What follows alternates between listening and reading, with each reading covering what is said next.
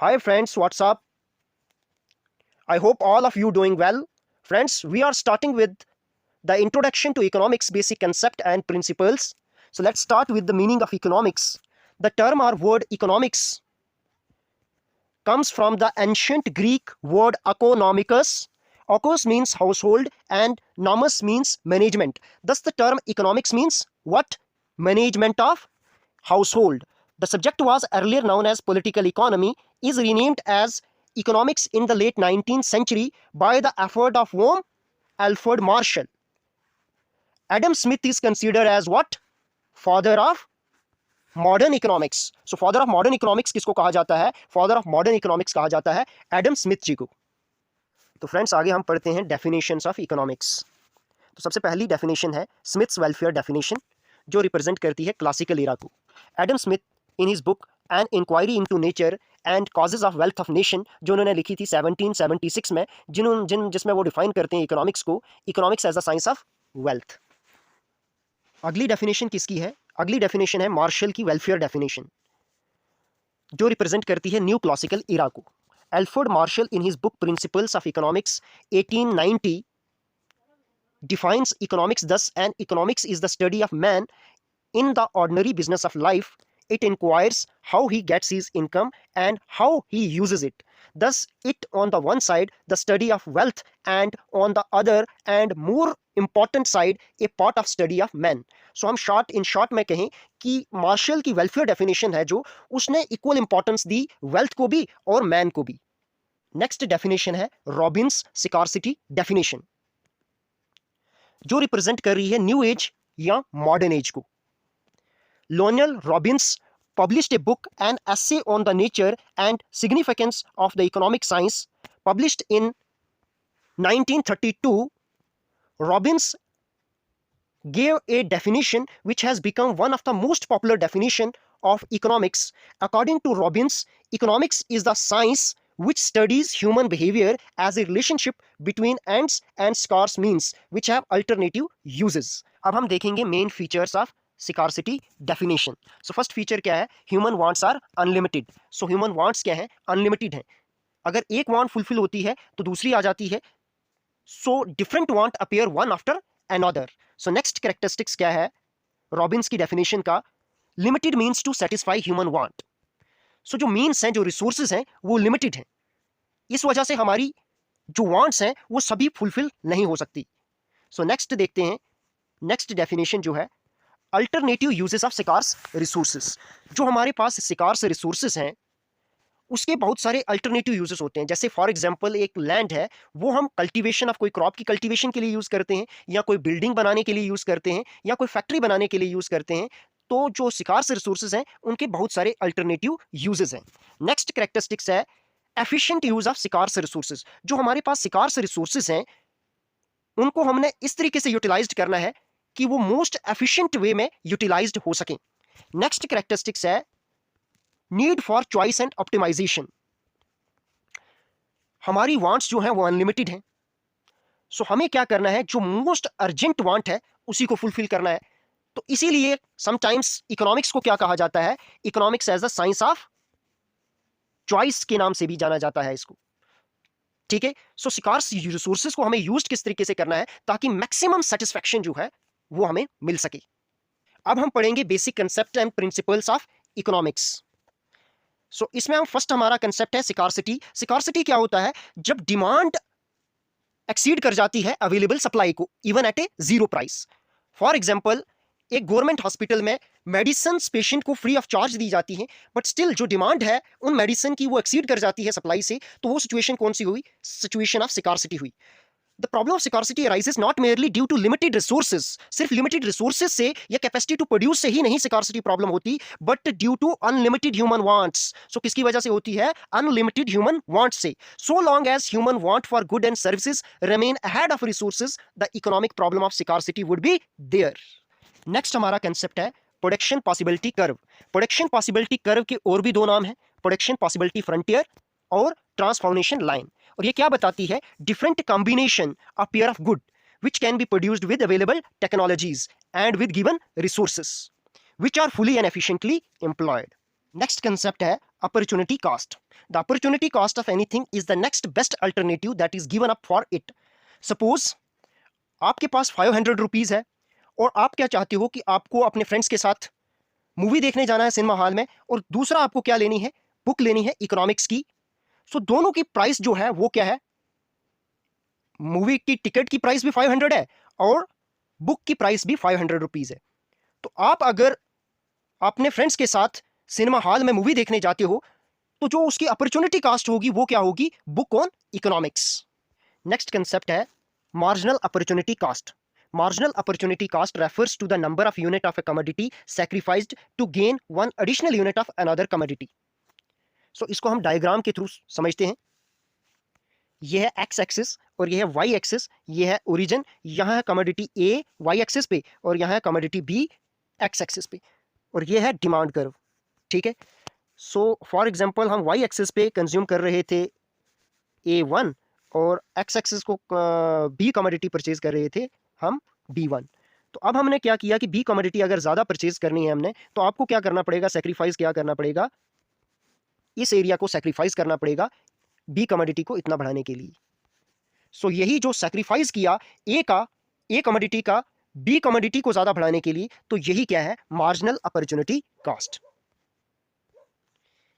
इसको न्यूमेरिकली भी हम देख सकते हैं. Marginal opportunity cost is equal to change in good Y divide by change in good X. So इस तरीके से आपको न्यूमेरिकली भी निकल जाएगा.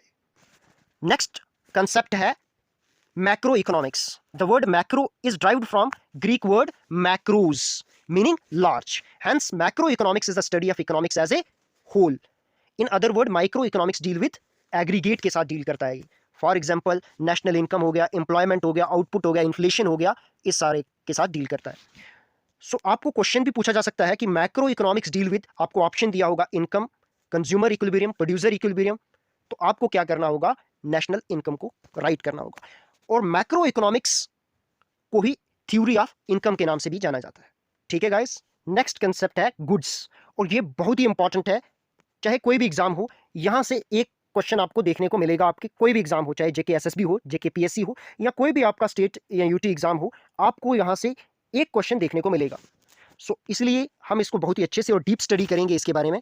सो गुड्स को प्रोडक्ट, कमोडिटी या थिंग्स के नाम से भी जाना जाता है. इसके कुछ कैरेक्टरिस्टिक्स हैं. So as material thing they are tangible. तो गुड्स क्या है, एक मटीरियल थिंग है और वो एक टेंजिबल है, हम उसको टच कर सकते हैं.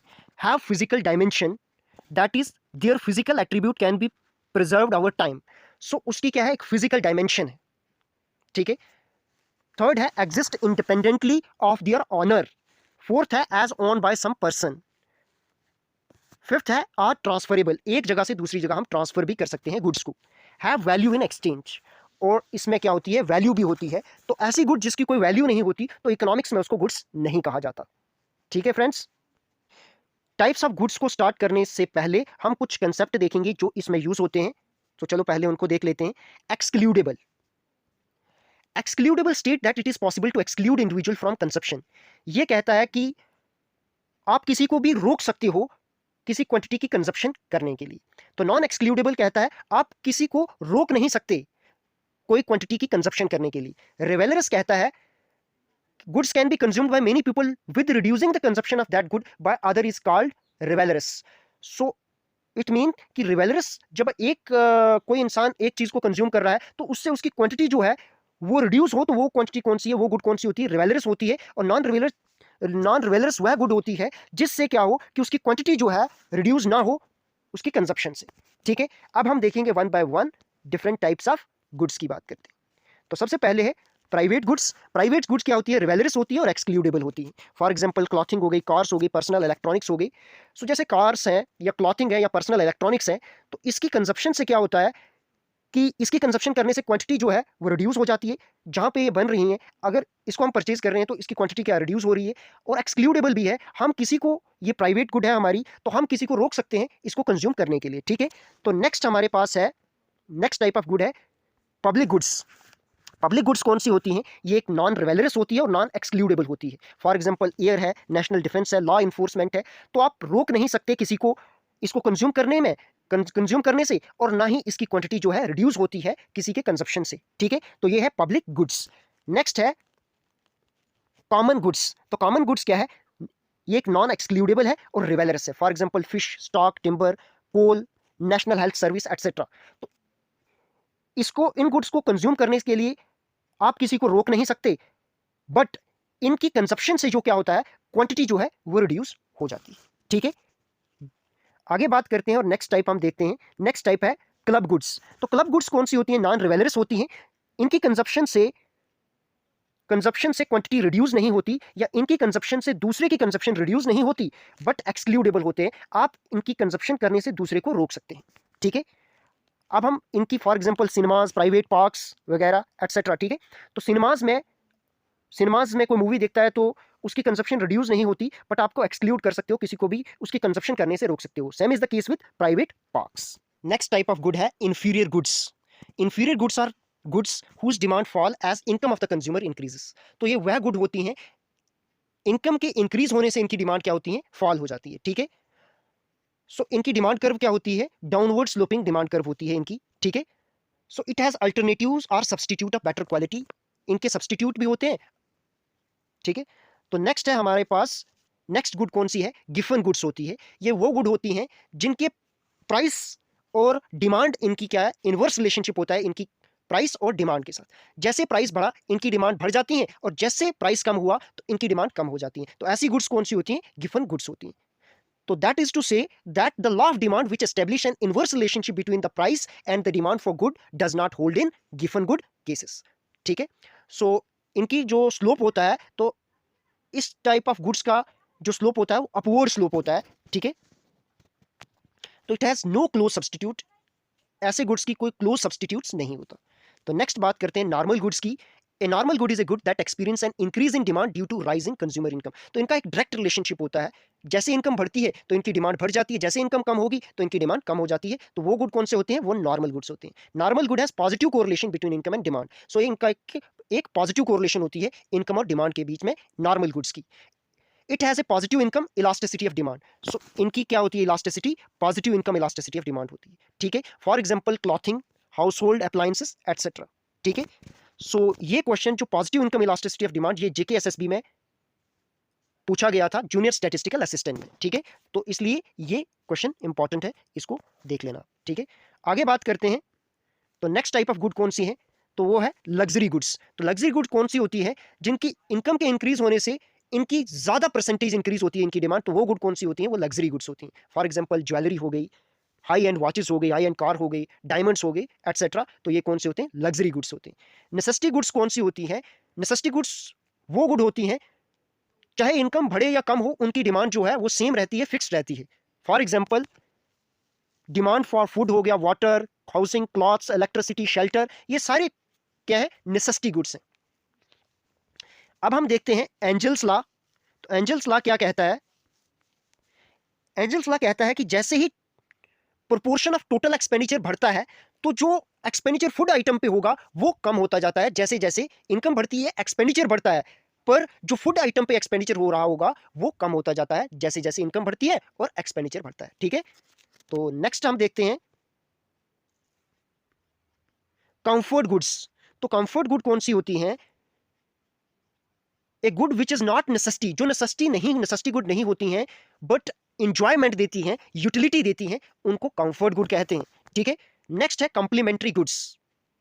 ऐसी goods which are use together, जिनका यूज साथ में हो, वह गुड्स कॉम्प्लीमेंट्री गुड्स कहलाती हैं। For example razor and blade हो गया, पेट्रोल एंड कार हो गया, mobile phone and SIM cards हो गए, पेन एंड इंक हो गया एटसेट्रा। ये सारी टाइप्स क्या है, कॉम्प्लीमेंट्री गुड्स की टाइप है। ठीक है, so complementary good have a negative cross elasticity of demand. ये भी बहुत इंपॉर्टेंट है, ये भी आपके एग्जाम में पूछा जा सकता है। तो इसका क्या, कंप्लीट गुड्स का क्रॉस इलास्टिसिटी ऑफ डिमांड क्या होता है, नेगेटिव होता है। Very very important. नेक्स्ट है substitute goods. Substitute goods are two alternative goods that could be used for same purpose. ये दो अल्टरनेटिव टाइप्स ऑफ गुड्स होती हैं, बट सेम पर्पस के लिए यूज होते हैं। If the price of one good increases, अगर किसी एक सब्स्टिट्यूट गुड का प्राइस इंक्रीज हो जाता है तो दूसरे की डिमांड क्या होगी, वो राइज हो जाती है। ठीक है, तो इसका जो क्या होता है, इनकी positive cross elasticity of demand होती है। ठीक है, ये भी वेरी वेरी इंपॉर्टेंट है। For example Coke and Pepsi, Colgate and दंत कांति, टी एंड कॉफी एटसेट्रा, इसकी कुछ एग्जाम्पल है सब्स्टिट्यूट गुड्स की। आगे बढ़ते हैं और नेक्स्ट टाइप ऑफ गुड है free goods. Free goods are available in nature and in abundance. ये हमें नेचर के द्वारा मिलती हैं और इनकी अबंडेंस में होती हैं, बहुत ज़्यादा होती हैं, और हमें इसको इनकर करने के लिए कोई भी प्राइस पे नहीं करना पड़ता, तो इनको क्या कहते हैं? फ्री गुड्स कहते हैं। फॉर एग्जांपल एयर हो गए, सनशाइन हो गया, ठीक है। सो वाटर को भी पहले फ्री गुड्स में रखते थे, बट आजकल इसको फ्री गुड्स में नहीं रखते, क्योंकि वाटर हमें पीने के लिए हम पे करते हैं, तो इसलिए वाटर को हम फ्री गुड्स में नहीं रखेंगे, ठीक है। तो नेक्स्ट टाइप ऑफ गुड है इकोनॉमिक गुड्स। तो economic goods are not available in plenty, ये अबंडेंस में नहीं होती, ये सिकॉर्स होती है इन सप्लाई में, और मैन किसी भी पीपल को क्या करना पड़ता है? इसके लिए मनी स्पेंड करनी पड़ती है इनको यूज करने के लिए, ठीक है। तो नेक्स्ट टाइप ऑफ गुड है consumer goods. Consumer good directly satisfy human want, तो ये डायरेक्टली सेटिस्फाई करता है ह्यूमन वांट्स को, उनको कहेंगे हम consumer good. For example TV, furniture, automobiles, तो हम इनको डायरेक्टली यूज करते हैं ना, तो ये कौन सी हो गई? कंज्यूमर गुड्स हो गई, ठीक है। तो नेक्स्ट है capital goods, also called producer goods भी कहते हैं इनको, और does not satisfy the consumer want, does not directly satisfy the consumer want, ये डायरेक्टली सेटिस्फाई नहीं कर पाते ह्यूमन वांट्स को, they help the producer to produce consumer goods. तो ये क्या करती हैं? ये इस टाइप्स ऑफ गुड्स, ये कंज्यूमर गुड्स को बनाने में हेल्प करती हैं प्रोड्यूसर को। फॉर एग्जांपल मशीन, मशीन से एक एग्जांपल किसकी है? तो कैपिटल गुड की एग्जांपल है, that do not directly satisfy the consumer but in factories the manufacturer needs them। तो ये इस किस्म की गुड्स कौन सी होती हैं? कैपिटल गुड्स होती हैं। नेक्स्ट बात करते हैं, तो नेक्स्ट टाइप ऑफ गुड है perishable good. Perishable goods are short lived, इनका लाइफ स्पेन जो होता है बड़ा शॉर्ट होता है, ठीक है। फॉर एग्जांपल फिश हो गई, फ्रूट्स हो गए, फ्लावर्स होते हैं, तो इनकी ज्यादा लॉन्ग लाइफ नहीं होती, तो ये इस टाइप ऑफ गुड्स कौन सी होते हैं? पेरिशेबल गुड्स होते हैं, ठीक है। तो नेक्स्ट है ड्यूरेबल गुड्स। ड्यूरेबल गुड्स होती हैं, इनकी लाइफ जो होती है बहुत लॉन्ग होती है as comparison to perishable good. For example table हो गया, कोई चेयर हो गई, ठीक है। तो नेक्स्ट कंसेप्ट है हमारा सर्विसेज। तो सर्विसेज क्या है? एक इंटेंजिबल है, इनटेंजिबल है, non physical part of economy that can not be touched, इनको टच नहीं कर सकते हैं। They are perishable in nature as they need to be provided at a moment when requested by the consumer, ठीक है। तो service lack a physical identity and can not be owned, it can only be utilized. For example when having dinner at a restaurant you can avail the coinage service but you do not own the restaurant.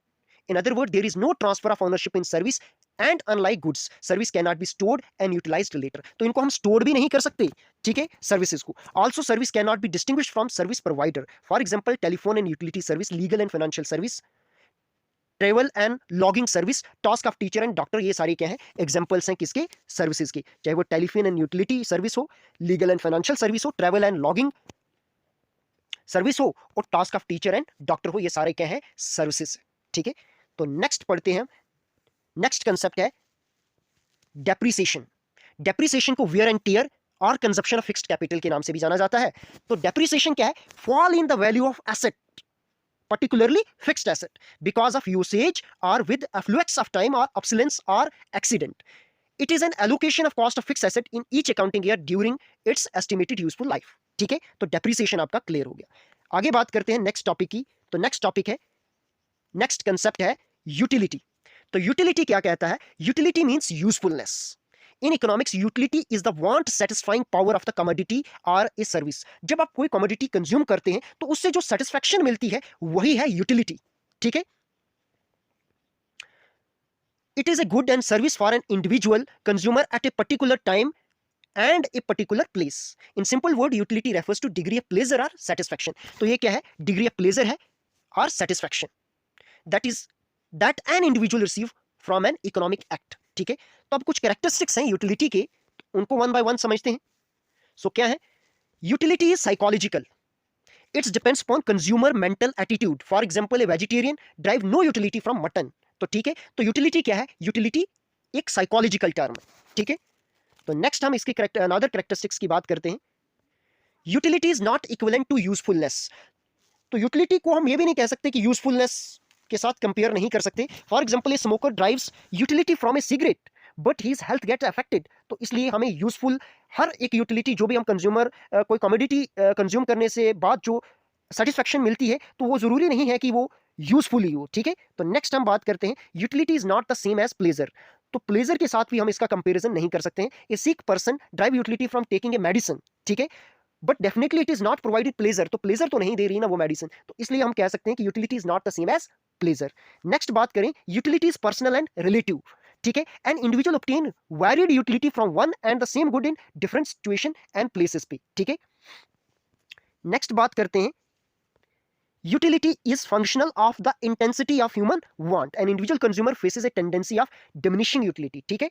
तो जैसे जैसे हम ज्यादा consumption करते हैं तो हमारी utility क्या होती है, डिमिनिश होती जाती है। Utility is a subjective concept, it can not be measured objectively, तो ऑब्जेक्टिवली इसको मेजर नहीं कर सकते हम। अगर कोई कंज्यूम कोई कमोडिटी करते हैं तो हम बता नहीं सकते ना कि हमें कितनी यूटिलिटी मिली, ठीक है। तो हम बोल सकते हैं रैंक दे सकते हैं ज्यादा कम, पर ये नहीं बताओ प्रिसाइजली कि कितने, 1 यूनिट 2 यूनिट, तो ऐसा नहीं बोल सकते, ठीक है। यूटिलिटी हैज नो इथिकल और मॉरल सिग्निफिकेंस भी नहीं होती। For example, a cook derives utility from a knife using which he cut some vegetables, तो ठीक है, कुक नाइफ से सब्जियां काटता है तो उसको यूटिलिटी मिलती है, बट वहीं सेम टाइम एक किलर किसी को मार देता है नाइफ से, तो यूटिलिटी उसको भी मिल रही है, दोनों को मिल रही है, तो इसलिए इसकी कोई मॉरल या इथिकल सिग्निफिकेंस नहीं होती, ठीक है। तो अब हम पढ़ेंगे different types of utility. So देखते हैं one by one different type of utility देखेंगे। तो फर्स्ट है form utility, and individual consumer obtain utility from a good और service only when it is available in a particular form. जब कोई particular form में available होगी तो वो यूटिलिटी कौन सी होती है, फॉर्म यूटिलिटी होती है। Raw material in their original form में not possess utility for the consumer, कोई रॉ मटेरियल चीज होगी तो हमें यूटिलिटी नहीं देती, but their change form as they become finished product, जब वो फिनिश्ड प्रोडक्ट में कन्वर्ट हो जाएगी तो तब वो यूटिलिटी प्रोवाइड करेगी हमें। For example, cotton as a raw material में नॉट पोजेस यूटिलिटी, कॉटन जब रॉ फॉर्म में होता है तो वह हमें जो कंज्यूमर्स को यूटिलिटी नहीं देता, बट जब वो क्लॉथ बनता है तो वो हमें तब देता है यूटिलिटी। तो वह कौन सी यूटिलिटी हो गई, फॉर्म यूटिलिटी, ठीक है। आगे बात करते हैं, तो नेक्स्ट टाइप ऑफ यूटिलिटी पढ़ते हैं। तो नेक्स्ट है time utility. For example, A sick man drives time utility from blood not at the time of its donation, जब कोई डोनेशन देता है तब यूटिलिटी नहीं, जब वो ऑपरेशन टाइम जब यूज होता है, व्हेन इट इज यूज्ड, तो तब जो यूटिलिटी मिलती है, तो वो कौन सी यूटिलिटी होती है, टाइम यूटिलिटी। अब नेक्स्ट है place utility. A student drive place utility from a book not at the place of its publication, जहां पब्लिश हो रही होगी बुक वहां यूटिलिटी नहीं होती है, बट कहां होती है, जहां हम एजुकेशन हम पढ़ते हैं, जिस बुक को जब हम पढ़ रहे हैं तो ये यूटिलिटी मिल रही है, तो वो कौन सी यूटिलिटी है, प्लेस यूटिलिटी। नेक्स्ट है service utility, and individual consumer drive service utility from a service made available at the time when he most needed, जब उसको बहुत ज्यादा नीड है उस सर्विस की, तो तब जो मिलेगी यूटिलिटी, तो वो यूटिलिटी कौन सी होगी, सर्विस यूटिलिटी होगी। For example, client obtain service utility from their lawyer, patient derive service utility from a doctor, and so on. Next है position utility, when a student buy a book or dictionary from a bookseller, then only it gives utility, knowledge utility। Next था, ठीक है, तो position utility क्या कहती है, position utility जब हमें, जैसे हमने बुक परचेज की, तो जब हम बुक परचेज कर रहे हैं तो वो कौन सी यूटिलिटी है, पोजीशन यूटिलिटी है। नेक्स्ट थी कौन सा, नेक्स्ट है knowledge utility, it is the utility drives by having knowledge of a particular thing, ठीक है। जब आपको कोई नॉलेज है किसी चीज का, तो जब वो यूटिलिटी आपको मिल रही है, तो जब वो नॉलेज इंपोर्ट करने में आपको यूटिलिटी मिल रही है, तो वो यूटिलिटी कौन सी है, नॉलेज यूटिलिटी। नेक्स्ट है total utility. Total utility is the aggregate amount of satisfaction or fulfillment that a consumer receive through the consumption of a specific good or service। जब आपने कोई स्पेसिफिक गुड या service consume की, तो जो आपको total जो सेटिस्फेक्शन मिलेगी वो सारी क्या है, उसका एग्रीगेट जो है वो टोटल यूटिलिटी है, ठीक है। तो इसको हम ऐसे भी कह सकते हैं कि total utility equal to sum of marginal utility भी बोल सकते हैं, ठीक है। तो यहाँ न्यूमेरिकली दिया हुआ है, total utility is equal to marginal utility of 1 plus marginal utility 1 plus marginal utility 3, ठीक है, एटसेट्रा, ठीक है। तो टोटल यूटिलिटी को हम ऐसे भी बोल सकते हैं, total utility equal to summation of marginal utility बोल सकते हैं, ठीक है। तो ये है टोटल यूटिलिटी। अब नेक्स्ट है एवरेज यूटिलिटी।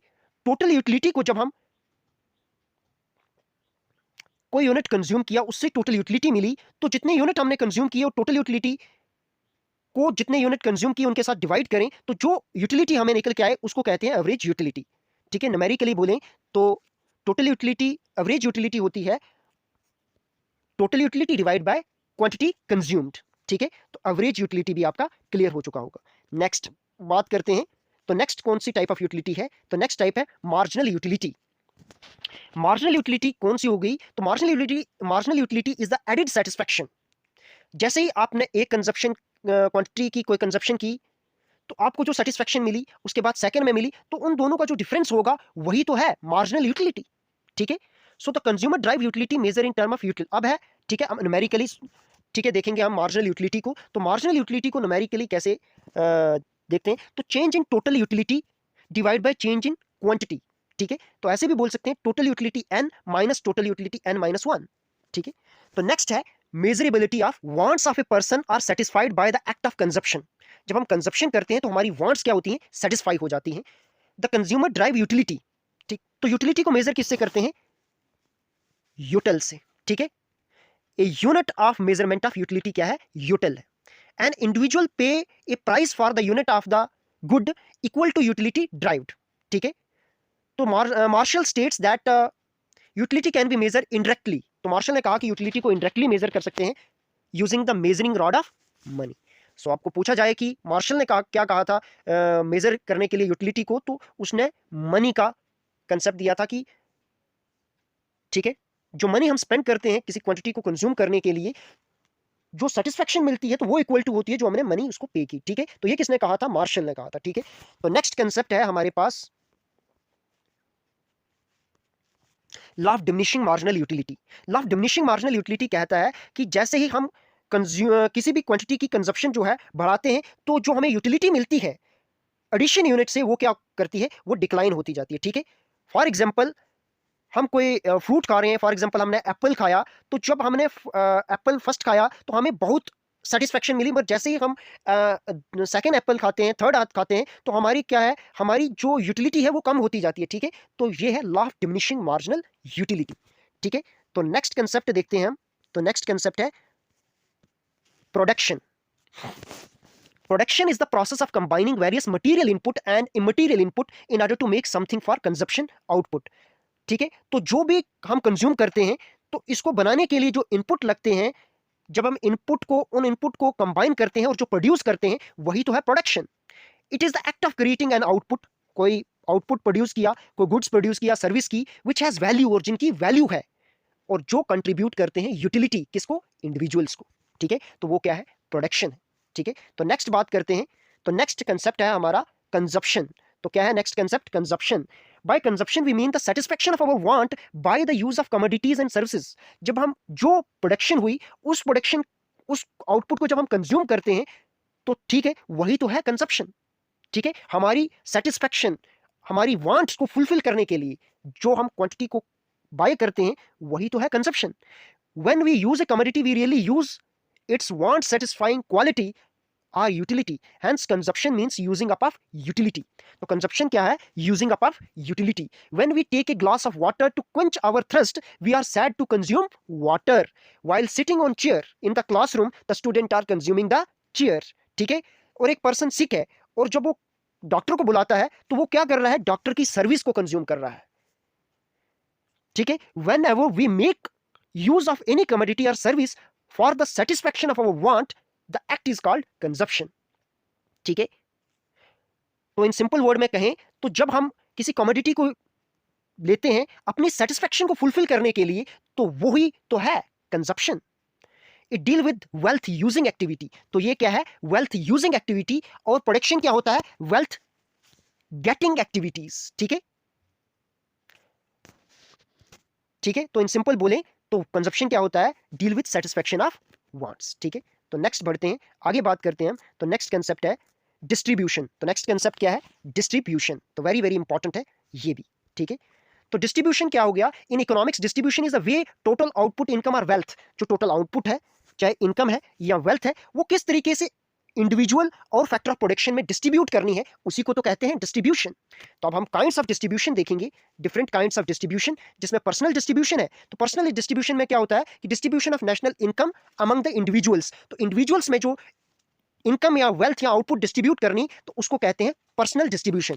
और जो फैक्टर ऑफ प्रोडक्शन में जो डिस्ट्रीब्यूट करनी, इनकम हो गया, वेल्थ या आउटपुट, तो उसको कहते हैं फंक्शनल डिस्ट्रीब्यूशन। जो लैंड, लेबर, कैपिटल या ऑर्गेनाइजेशन या एंटरप्रेन्योर के बीच में जो डिस्ट्रीब्यूट करते हैं हम कोई आउटपुट, इनकम, वेल्थ, तो उसको कहते हैं फंक्शनल डिस्ट्रीब्यूशन। फ्रेंड्स, आज हमने देखा meaning of economics, different concept देखे, चाहे वो डिमांड हो, यूटिलिटी हो या बाकी सारे कंसेप्ट हो। तो thank you friend, thank you for watching.